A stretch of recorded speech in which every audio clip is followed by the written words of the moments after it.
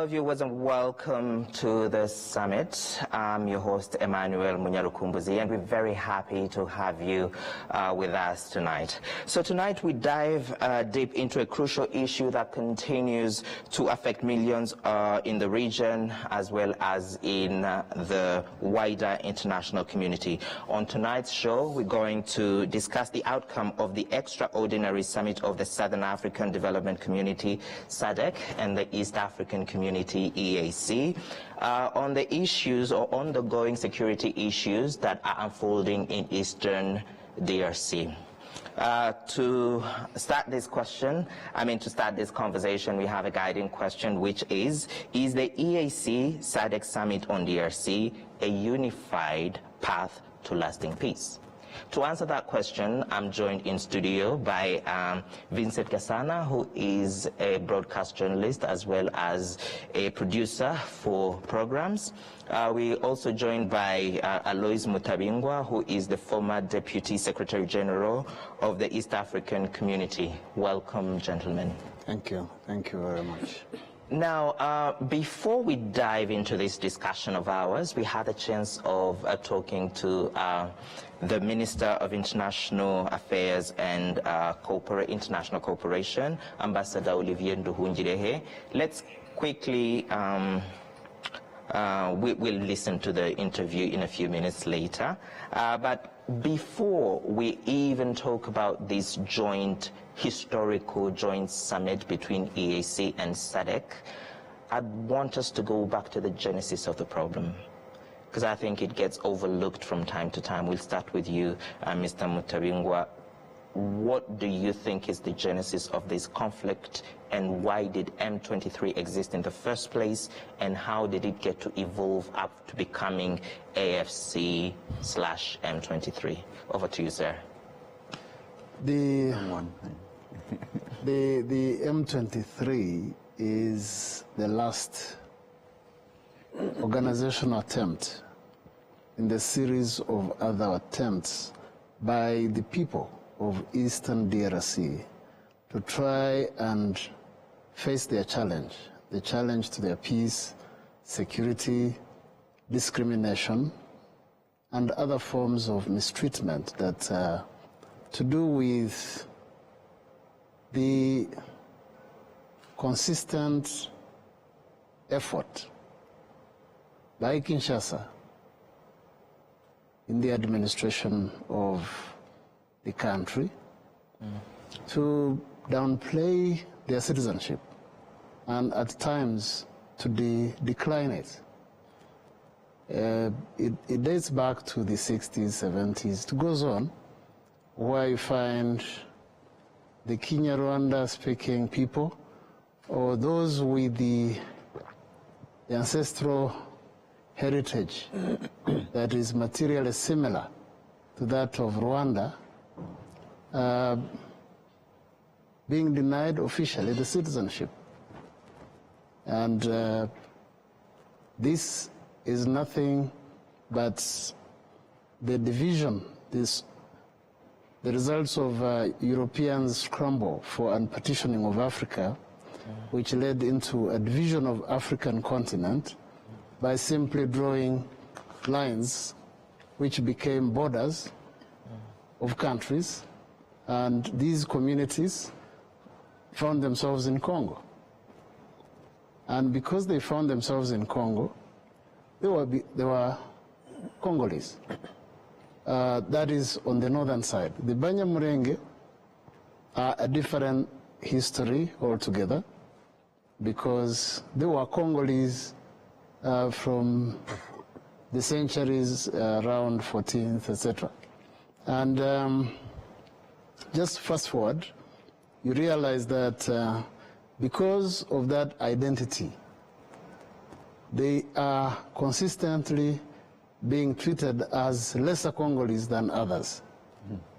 And because of that, there has always been a problem. Either they are subjects of persecution and government orchestrated persecution, passive or active support to their persecution, with the intent to get them out of the land, out of their natural means of livelihood, and being denied to a reasonable extent the civic and political rights that any citizen should be enjoying. And this sums up to an issue of self-determination of the people themselves. And so basically what you're saying is they want the land, but they do not want the people on the land. It is to the extent that those who have been living in the camps in Rwanda and Uganda, they are perceived as not refugees. It's as if they went back to where they belong. You will hardly hear Kinshasa talking or intending to arrange for repatriation and resettlement of refugees. That talk is not in Kinshasa. Yet the causes of their persecution until where they flee are still alive on the ground within Eastern Congo. And that is actually the genesis of these serious and series of efforts to move themselves back to their ancestral land. And that's M23 and other preceding organizations I wouldn't want to. So are we talking about the people living in Eastern DRC now, and also the people who are in exile who should be repatriated there? So we're talking about two issues here. We're talking about the persecution of the people who are still there, but also the people who are in exile who do not enjoy their citizenship rights in Eastern DRC. Those who did not flee, doesn't mean they remained safe. Okay. They remained there. You see, these are difficult choices, running away or staying to even die. So some may have decided to stay and die on their ancestral land. Others run away to save their lives, but leaving their ancestral livelihood behind them. And there is a clear case of an identity crisis. Even without dealings of insecurity and other matters, there is torment on individuals who look like Rwandese in the Eastern Congo. And that alone causes a problem. When you live a life, some of us have lived the kind of life where you are identified as neither here nor there. You are neither Congolese nor Rwandese in the opinion of the general public. That alone is a problem. Thank you very much indeed. I just wanted to hear from Mr. Vincent as well on the genesis, but also I want you to combine this with the current rhetoric that kind of skips the genesis of the issue to only focus on catchphrases, to only focus on the rapidly evolving situation in DRC, and there's also a lot of misinformation, disinformation, and information that goes around that it's so difficult for people to forget that. So I want you to kind of help us understand what is being said as opposed to the genesis. There's a lot there. Mr. Mutawengo, of course, outlined it very well. He's got a huge grasp of it. What one might add is, he'll correct me here where I'm wrong, but 1960s, the precursor to the African Union, the OAU, determined that these borders were going to remain as the colonizers drew them, because it would be too chaotic to undo them, on the proviso that the countries that have now received these extra lands would treat the people who came with those lands and give them the full rights of citizenship. Everybody agreed on that, including Congo, as it was then. Or exile. Sure.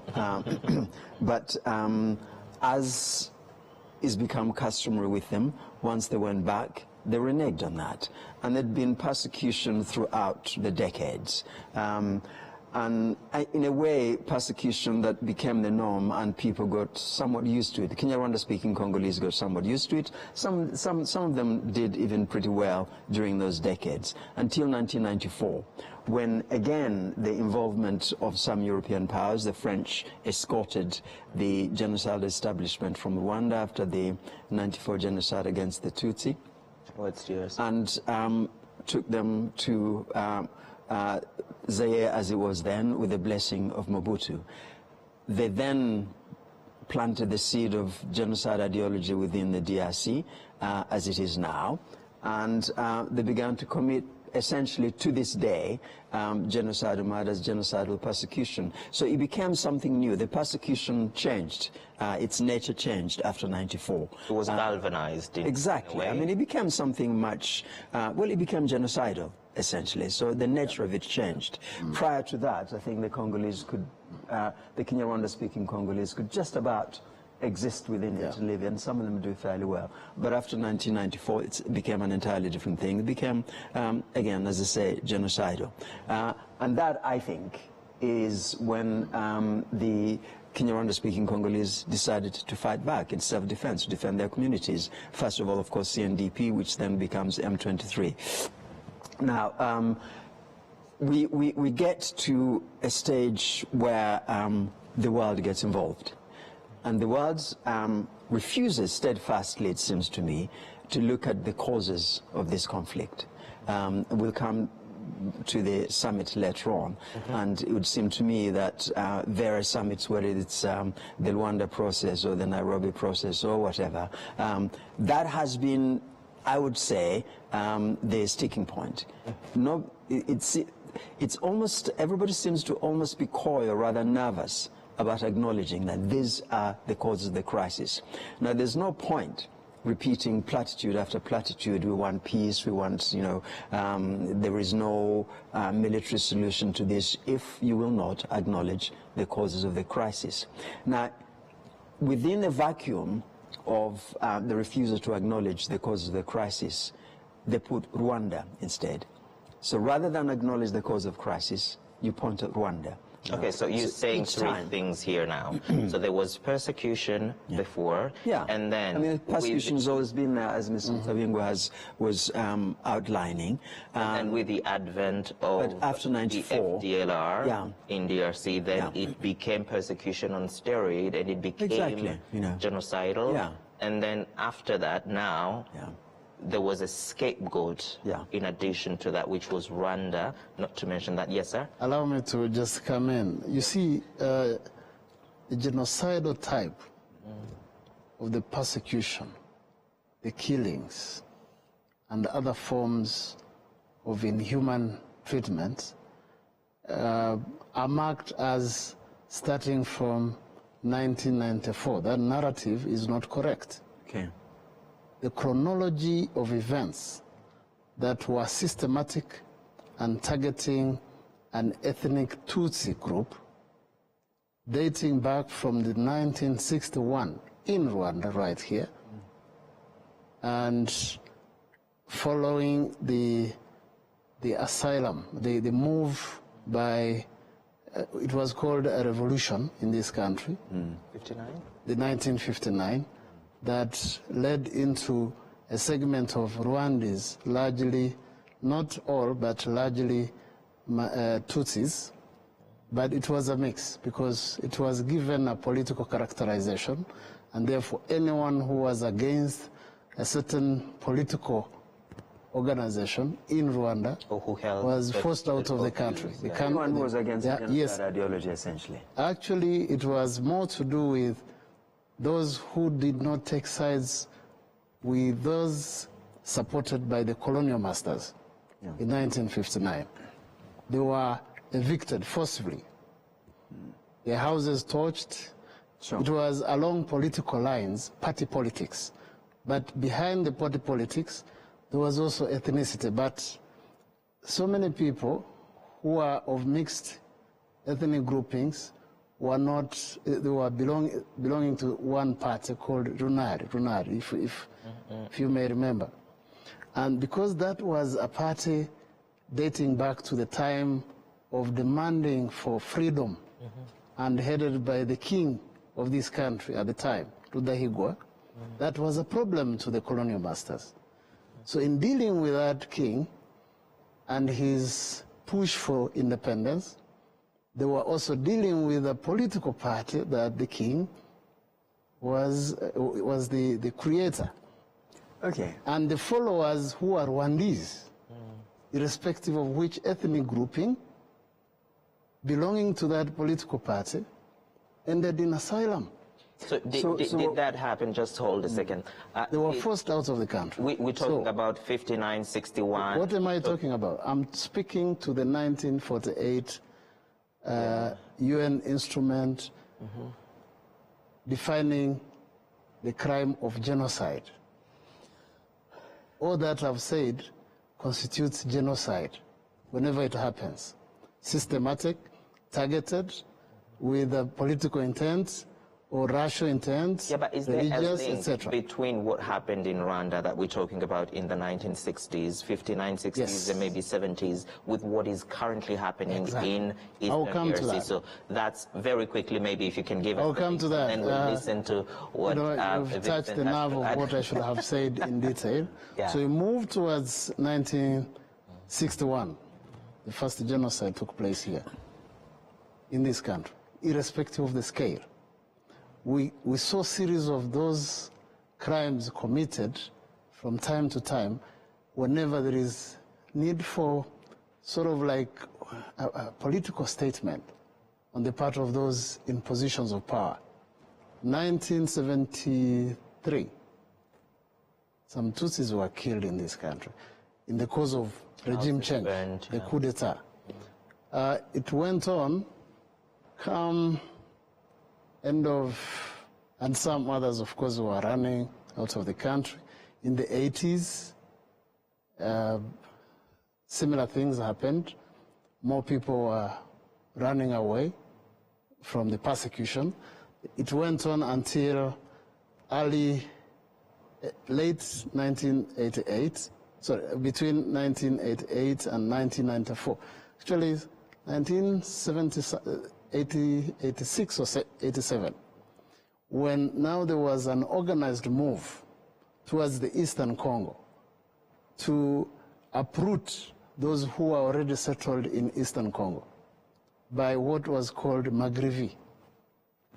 It was sounding as if it's an ordinary cooperative movement or something, but it was a relocation of some groupings, communities from Rwanda to the Eastern Congo to uproot those who ran to the Eastern Congo.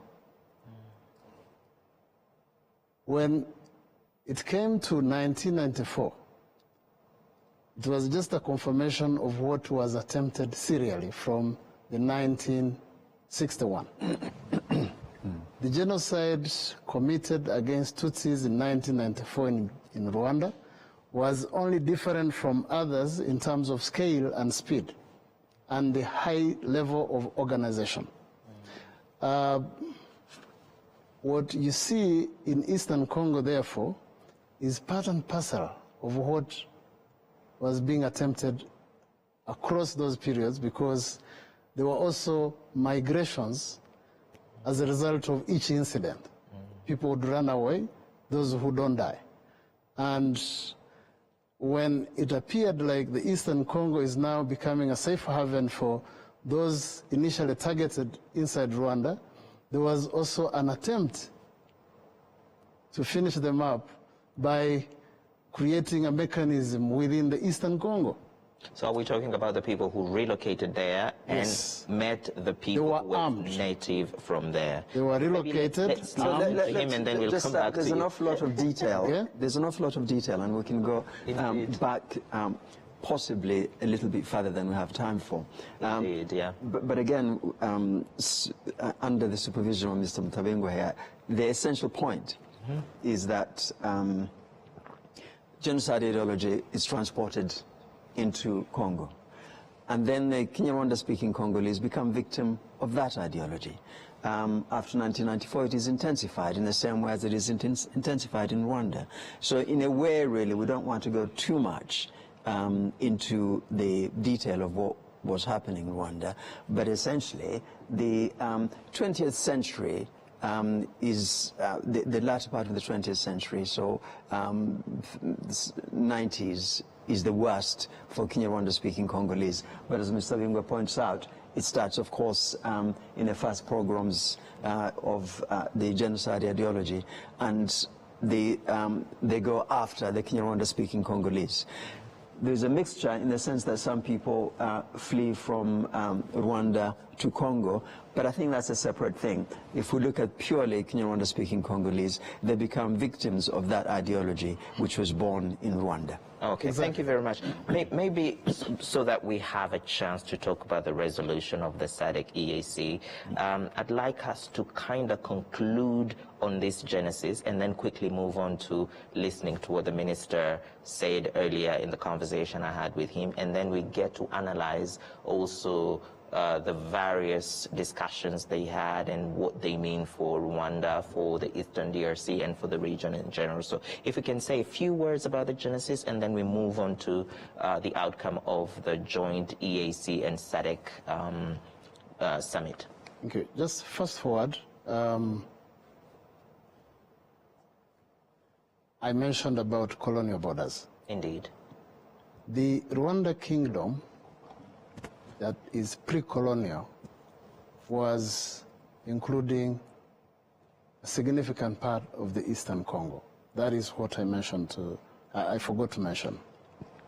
And because of that, they became Congolese, like what he mentioned, even after independence, because one thing the countries and the leaders of the continent declared by what is called even today as the Cairo Declaration, 1961, was to make sure that we respect those borders. That is a definition of territorial integrity and sovereignty of the states that were becoming independent, were defined not by themselves, but by the legacy of the Berlin Conference. Now, that said, it means you have the Eastern Congo that has people who anyone would decide how to describe them in terms of identity, in terms of origin, but they are Congolese. Whatever you say, unless you want to lift those borders, act against the Cairo Declaration, unless you want to undo it, you will have to respect those people as Congolese people, whether you are a government or you are just a pedestrian on the street. So it's a Congolese issue. I think to simplify it really, there are Kinyarwanda-speaking Congolese, there are Ugandan-speaking, Kinyarwanda-speaking Ugandans, and there are Tanzanians too. Now, we don't hear any issues about Kinyarwanda-speaking Ugandans because the Cairo Declaration, as Mr. Mutabingwa points out, is respected there. Similarly with Tanzania, I mean, there may be some xenophobic issues within these countries, but there is no actual sustained persecution, one that goes as far as... What's the difference between what is happening in DRC and what could happen with those communities scattered in the other... Well, the difference is that both Tanzania and Uganda understand the Cairo Declaration.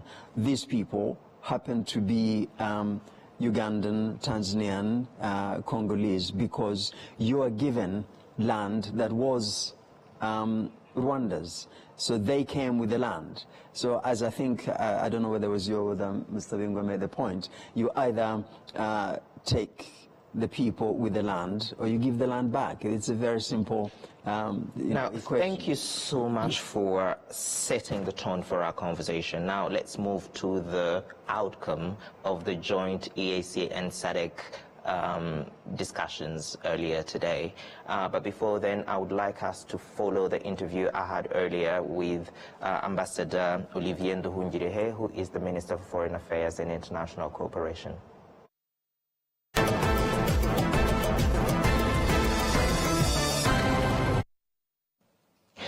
Hello viewers, I'm now joined by the Minister of Foreign Affairs and International Cooperation, Ambassador Olivier Nduhungirehe, who was earlier today in Dar es Salaam attending the SADC EAC Special Summit on the ongoing security situation in Eastern Democratic Republic of Congo.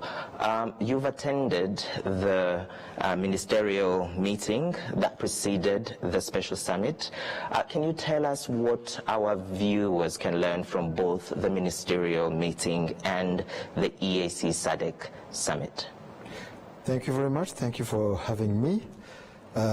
This summit, joint summit of the East African Community and the Southern African Development Community, SADC, is a historical summit because it's the first of its kind. And then the topic for the item, the only item, which was the situation in Eastern DRC, was timely and appropriate.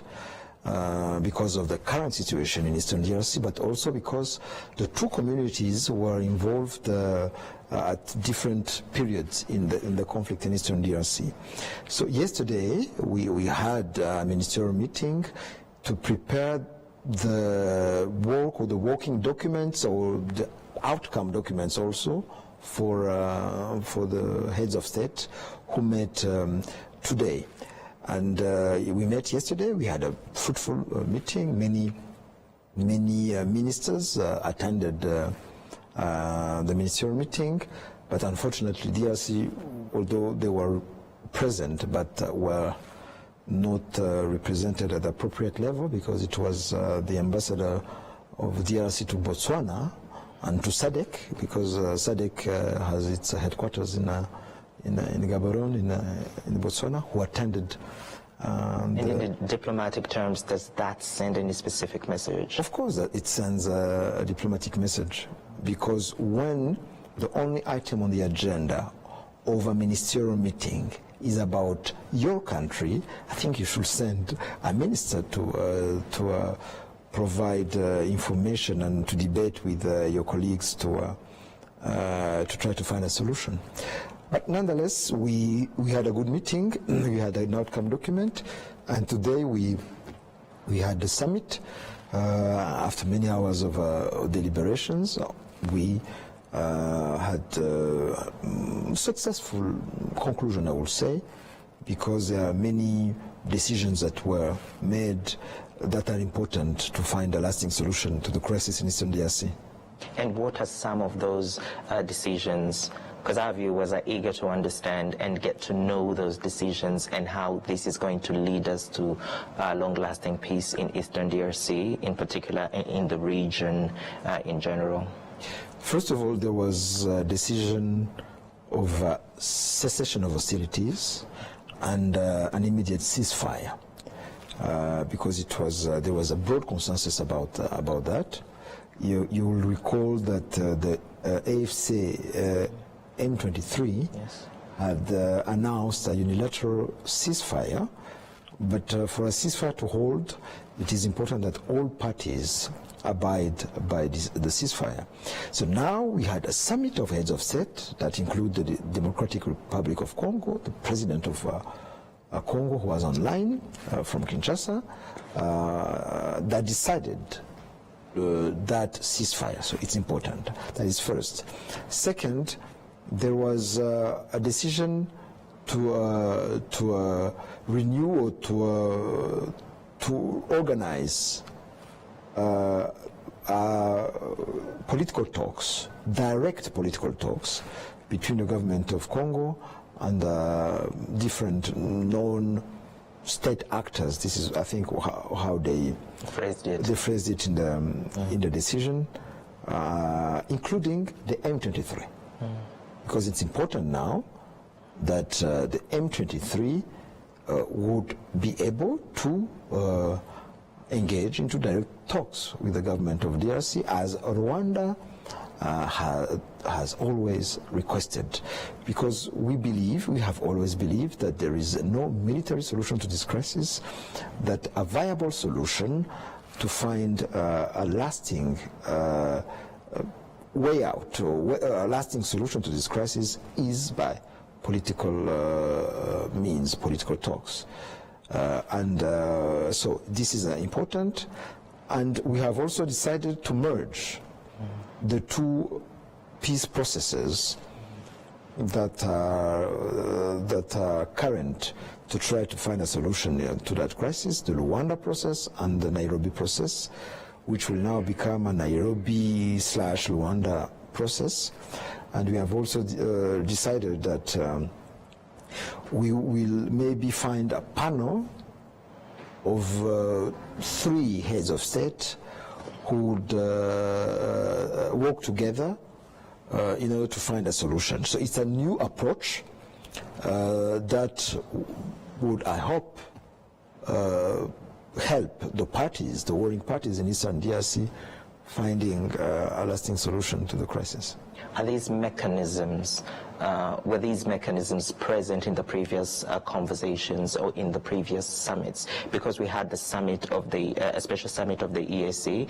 I understand SADC also had a meeting. We also had the Rwanda and Nairobi peace processes. Do we have a new mechanism for enforcing the resolutions of this joint summit between EAC and SADC?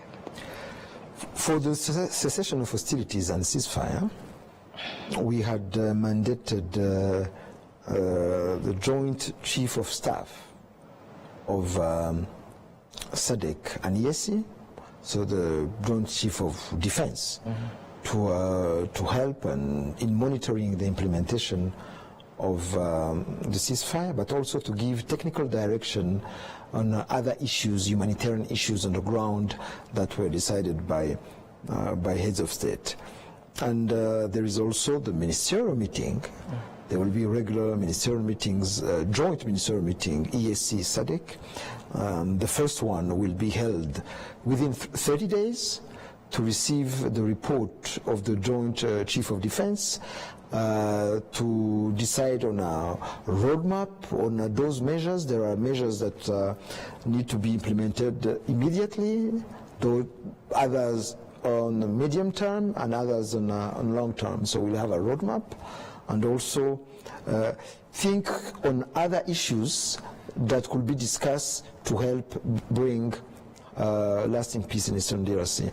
So there's a ministerial meeting, and of course there is a summit that would be convened at least once a year. And beyond those political and military structures, there will also be a technical and administrative secretariat to follow on a day-to-day basis on how decisions would be implemented. So from what I understand, there are mechanisms to make sure this gets implemented. But notable to this gathering was the absence of M23 or AFC/M23. What does it tell us? Will they be enforced to implement these resolutions even though they were not present at the meeting? How does that work? It's not the first time that heads of state of the region take decisions involving the M23. Even under the Rwanda process, we signed on 31st of July a ceasefire that entered into force on 4th of August. A ceasefire to be respected not by the signatories, but by the warring parties in Eastern DRC.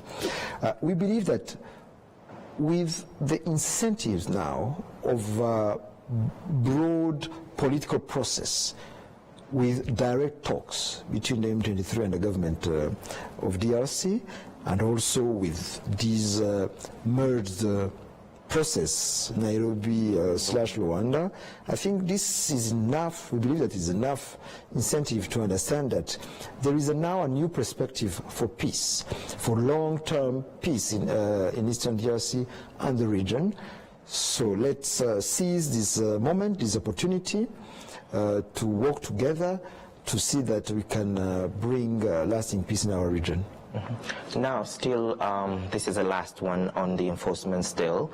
In the previous meetings, special meetings, some of the resolutions were not implemented by the people who attended those. Do we now have hope that all the parties are going to implement what was agreed upon? This has always been the issue. It's not about the mechanisms only. The first thing that is needed to have peace in our region is good faith and a political will. There are so many agreements that were signed, approved by the region, including the DRC, that were not implemented. We are talking about the M23. The M23, the name of M23 is from the date of a peace agreement that was not implemented, the 23rd March 2009, the Goma agreement. And we know that the government of DRC did not respect almost all the agreement that it has committed to. But we hope now that with this large group of two communities that were involved or interested in the resolution of the crisis, that now common sense will come back, because we know that there is no military solution to this crisis. We tried a military solution in 2013 with this MONUSCO FIB, but there was no political solution that followed to address the political grievances of the community, the Congolese Tutsi, that the M23 defends. So now, it's now or never to have results on the ground. So you've already mentioned that, but I would like you to leave our viewers with a message on how hopeful or not hopeful we are with this, because we realized a military solution is not going to work. Are we hopeful that this non-military solution is going to work this time around? Rwanda has always been hopeful, or at least trying to really understand and see that every moment, every agreement that is signed, every meeting will bring something new. Actually, His Excellency President Kagame this morning had tried to warn the meeting, the heads of state, that the summit should not be another meeting. We had had so many meetings, so it's now the time to deliver. This conflict has been going on for 30 years, more or less. After 30 years, it's a time lost for development, for cooperation, for trade, because this is a region that has many opportunities. The region, Great Lakes region of Africa. So we should reap the economic dividends of peace. But for this, we need to solve the security issues that are in our region, and to solve them, we need political will, mainly from Kinshasa. And we are here as a neighboring country, as a region, members of EAC, members of SADC, to work around the clock and then try to find a quick resolution of this crisis. Thank you very much indeed. Thank you very much for having me.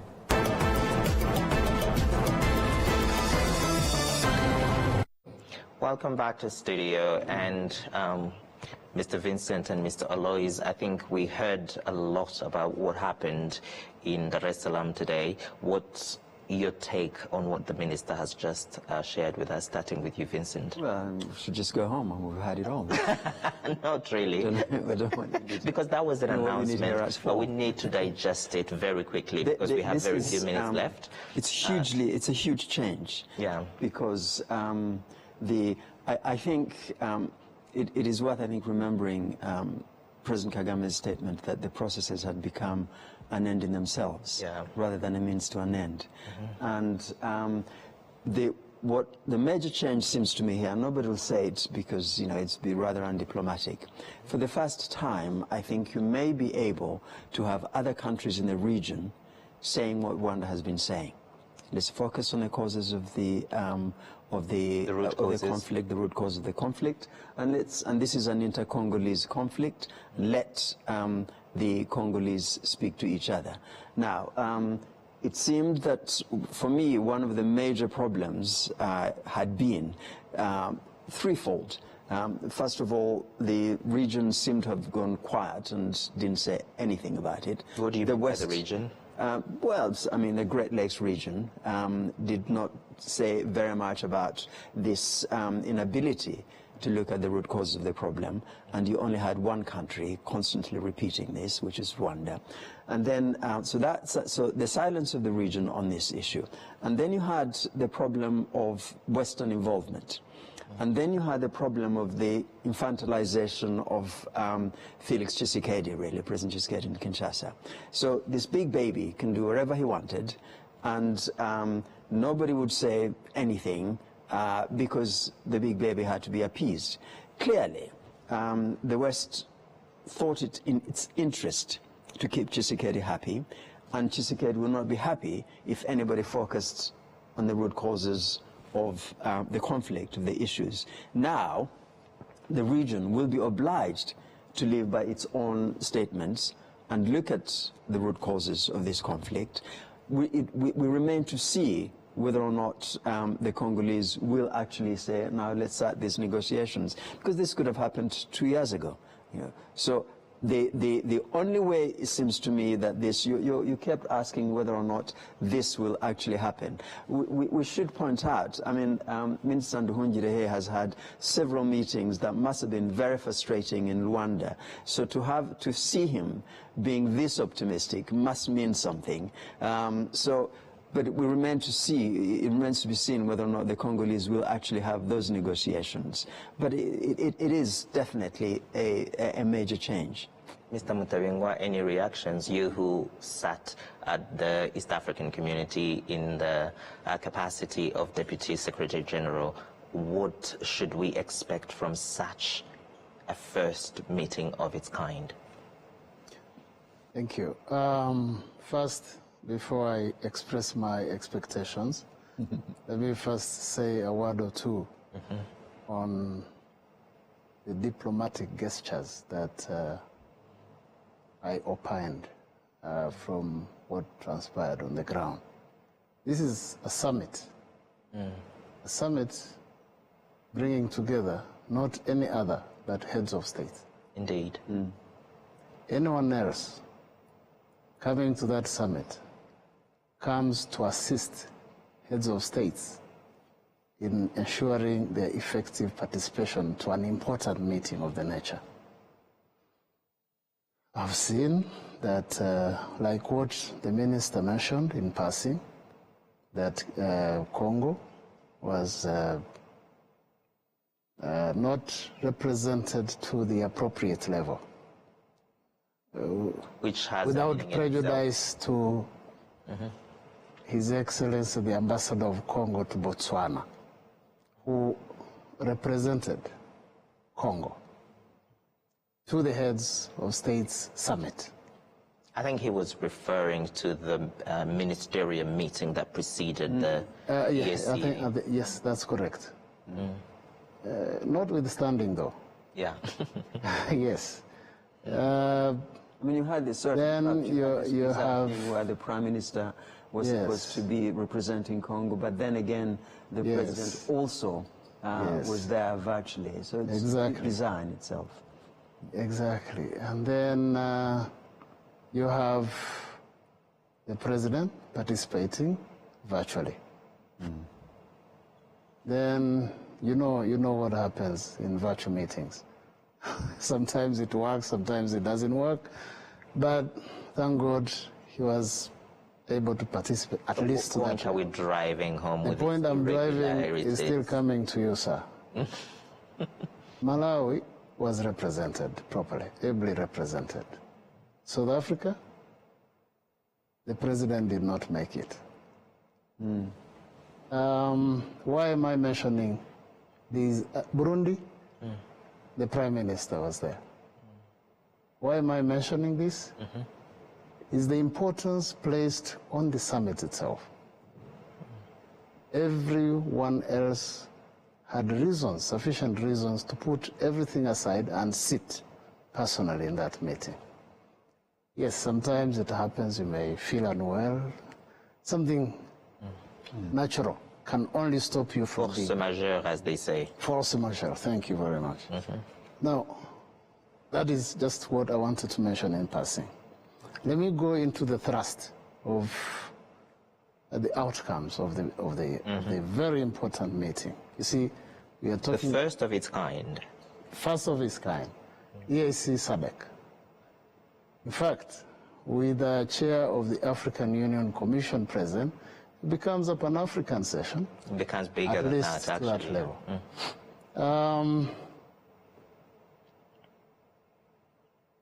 It's about peace and security of a sovereign territory, a sovereign state called the Democratic Republic of Congo, with the situation arising in its eastern side. Are you insinuating that they should have been the first to actually go there? Or am I putting words in your mouth? I don't have to insinuate. I don't have to. I'll be very crystal clear. I'll be very crystal clear. The first ones that were to be there and in full swing are those affected directly and tangibly by the crisis, and that's the DRC. With all due respect, it was a huge blessing to have the kind of a summit that seeks to address a very serious matter of the nature that is within its territory. I also saw a post, I think it was on a Twitter or something, from the Minister of Foreign Affairs, referring to... Of Congo. Yeah. Referring to, I think it was like you have a whole list of the communique, but it's like you have a menu, you're picking a few things. And cherry picking. Yes, cherry picking, thank you. And the inability to align one part of the resolution with the other may become another issue coming next, after the communique. Yes, maybe very quickly. Before you come in. Yes, go on. You see the communique of the Heads of State Summit having two important limbs. One is cessation of hostilities, and two is immediate ceasefire. I want you to exercise a level of caution when seeking to discuss these two limbs of the same body called what guarantees peace and security where there is no peace and security. Immediate cessation, the immediate ceasefire. Or cessation of hostilities. No, don't misinterpret these two terms. Ceasefire means silencing the guns. It doesn't necessarily mean disarmament, doesn't necessarily mean withdrawal of troops. Not at all. Ceasefire means ceasefire. Ceasefire and hold your The position. communique, I will help you understand these things. The communique, I wish I was there to ask the Minister for Foreign Affairs, because these are very important aspects of what should be expected out of the communique. On the ceasefire, I said it last time when I was here, the Nairobi process was actually was constituting a process for a ceasefire. Creating a buffer zone, as one example. There are different mechanisms that lead to a ceasefire. And that's why in this communique, the CDFs, the Chief of Defense Forces, have been tasked to go back and within 5 days strategize, yeah, constitute a meeting, and it's not to strategize. The ministerial communique specifies that it is to provide a technical guide. Technical guide, because this is purely within the preserve of those who know what to do and how to do it. Then they will report within 30 days to the ministers concerned. What do you expect to be reported? It's not cessation of hostilities.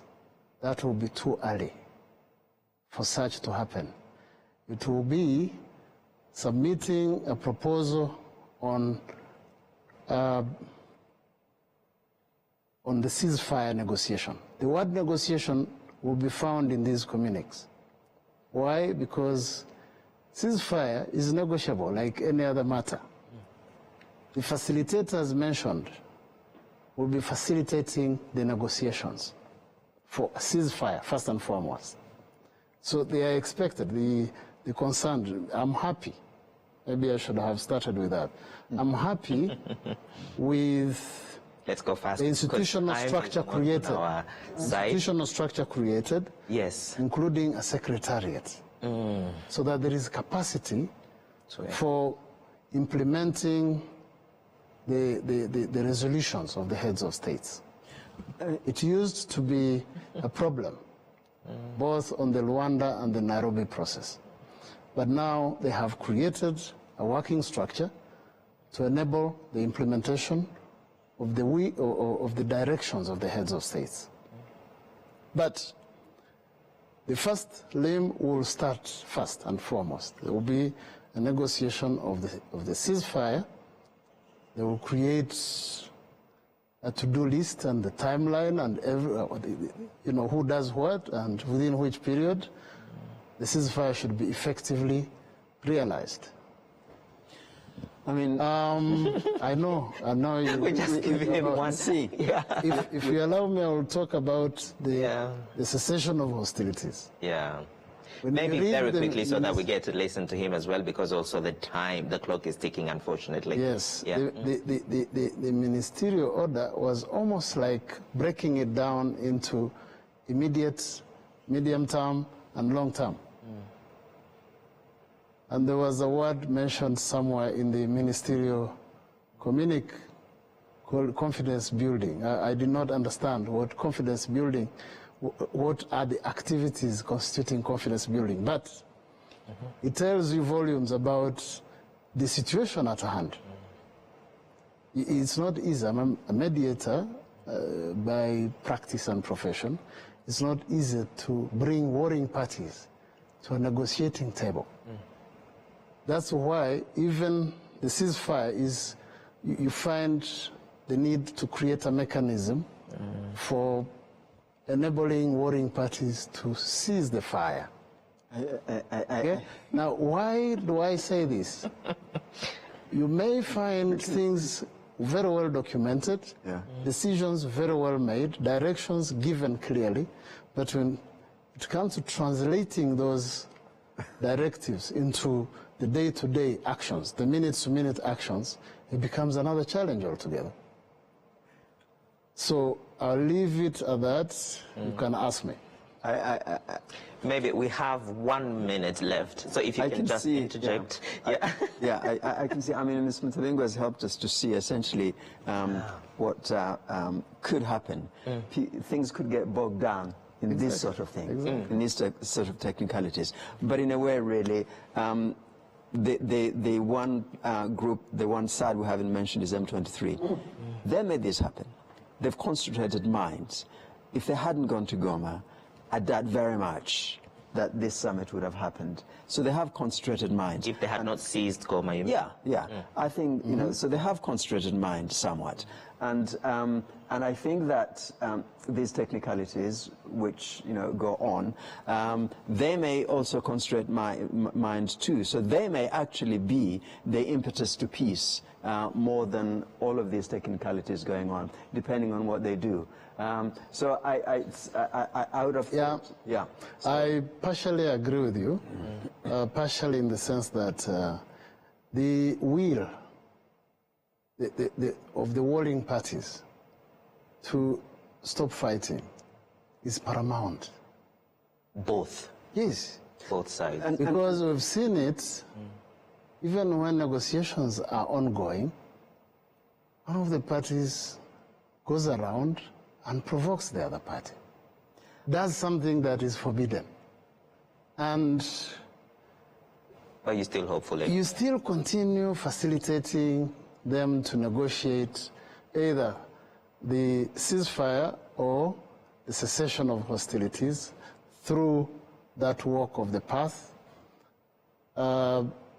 That's why I'm telling you that it starts with, and that's why I said I was not particularly amused by the limited presence, physical presence of some of these parties, because they are very key to even showing the commitment, the attachment to that process that is already elaborated. But the reason we all have to be optimistic is that now we have clarity. I think we've really got with time. Maybe in a few seconds, and then we end the show. But I have a feeling we need to unpack these resolutions point by point in the future. In very few seconds, I think that if the region stands by its decisions and stands firmly and not listen too much to interruptions from the West and interference from the West, this may go somewhere. Yep. If, on the other hand, they end up saying, the European Union have said this, or North America have said this, it falls apart. So the region, for once, needs to be able to actually stand by it. 2 seconds, Mr. Aloys, and then we call it a night. Thank you. First, we've seen in similar situations where a warring party declares a ceasefire. Yes, and does so as a signification of it's an olive branch. So that is likely to happen even as the technical guides and all this takes place. It happens. Okay. So I'm really sorry, but we really need to end this conversation here. That's what we have time for, but I'm very sure the conversation is not over, and we'll get you back to actually unpack this. And viewers, now we come to the end. Let's thank Mr. Aloys and Mr. Vincent for their insights. And as you can see, the conversation is not over. I, Emmanuel Munyarukumbuzi, I'm wishing you a very good night and hope to see you next time for another insightful conversation. Bye-bye.